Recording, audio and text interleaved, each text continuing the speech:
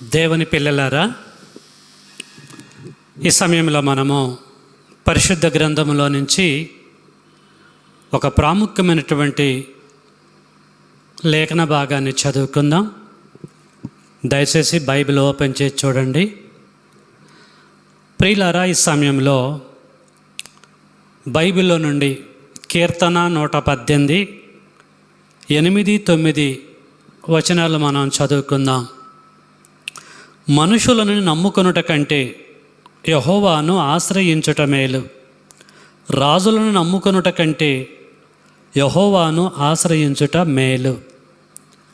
ప్రియులారా, ఈ లేఖనంలో ఉన్నటువంటి ఆంతర్యాన్ని ప్రతి ఒక్కరూ గ్రహించి 100కి 200%, 100కి 1000% దేవుని మీద డిఫెండ్ అయ్యి ఈ లోకంలో బ్రతుకుదాం, దేవుణ్ణి ఆశ్రయిద్దాం, కాలాన్ని బట్టి దేవుడి యొక్క దీవెనలు పొందుకుందాం.